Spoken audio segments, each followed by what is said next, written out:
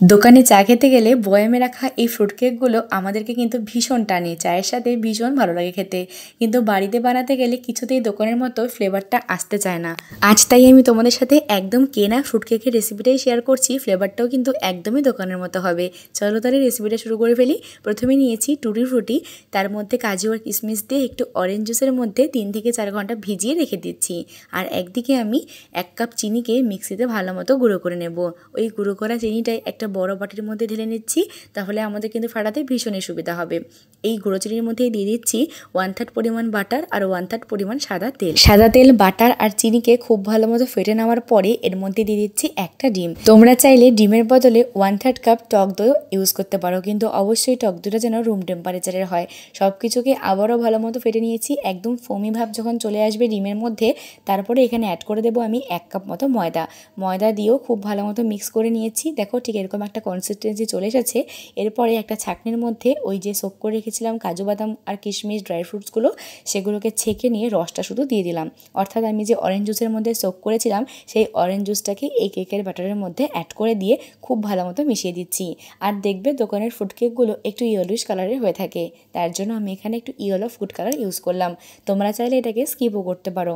তারপরে অ্যাড করে দিচ্ছি আমি 1/3 চামচ বেকিং সোডা আর 1 চামচ মতো বেকিং পাউডার, আর একটু ঠান্ডা দুধ দিয়ে সব কিছুকে ভালো মতো গুলে নিচ্ছি। দেখো খুব ভালো মতো গোলানো আমার হয়ে গেছে।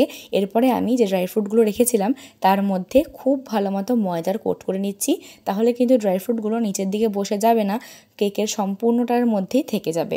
কেকটা যখন ফুলবে একদম নিচের দিকে কিন্তু একেবারেই বসবে না এই ট্রিক্সটা ফলো করলে। এরপরে আমি অ্যাড করে দিচ্ছি ভ্যানিলা এসেন্স ওই 1/3 চামচ মতো। তারপরে দিয়ে দিচ্ছি ফ্রুট কেকের আসল এসেন্স, অরেঞ্জ এসেন্স। এটা কিন্তু অবশ্যই দেবে, স্কিপ করা কিন্তু যাবে না। এই অরেঞ্জ এসেন্সটা আর দারচিনি আর এলাচের গুঁড়োটা দেওয়ার জন্যই কিন্তু দোকানের ফ্রুট কেকগুলোতে এত সুন্দর একটা গন্ধ আসতে থাকে। দেখো আমি এলাচ আর দারচিনি গুঁড়ো দিয়েছি আর অরেঞ্জ এসেন্স দিয়েছি 1/3 চামচ মতো। তারপরে সব কিছুকে মিশিয়ে নিয়েছি। আর যেদিকে আমি কেকটা বসাবো সেই অ্যালুমিনিয়ামের ফয়েলে আমি কেকটাকে রেডি করব আজকে। তার জন্য অ্যালুমিনিয়ামের ফয়েলটাকে একটু তেল ব্রাশ করে উপর থেকে একটু ময়দা ডাস্ট করে নিয়েছি। তারপরে কেকের ব্যাটারটা ঢেলে দিয়ে একটা প্রি হিটেড কড়াইয়ের মধ্যে কেকটাকে বসিয়ে দিয়ে ঢাকা চাপা দিয়ে রেখেছিলাম 40 মিনিটের মতো। 40 মিনিট পরে দেখো কাঠি ঢুকিয়ে দেখলাম যে কাঠিটা একদম পরিষ্কার বেরিয়ে গেল, অর্থাৎ কেকটা খুব সুন্দরভাবে তৈরি হয়ে গেছে। এবার দেখো কেকটা নিজের থেকেই খুলে আসছে। আমার কাছে যেহেতু এরকম কোনো কেক টিন নেই, তার জন্য আমি এই ফয়েলটার মধ্যেই তৈরি করলাম। তোমাদের কাছে এরকম বক্স শেপের যদি কেক টিন থাকে তাহলে তোমরা সেখানেও করতে পারো, প্রসেস কিন্তু সব সেমই থাকবে। এবার দেখো আমি দোকানের মতো স্লাইস করে কেটে নিচ্ছি। দেখে কিন্তু কেউ বলবেই না এটা দোকানের কেনা কেক নয় বা ওভেনের মধ্যে বেক করাও কেক নয়, ঘরে গ্যাসের চুলায় আমি এটা তৈরি করেছি। আজকের রেসিপি এ পর্যন্তই। বাই।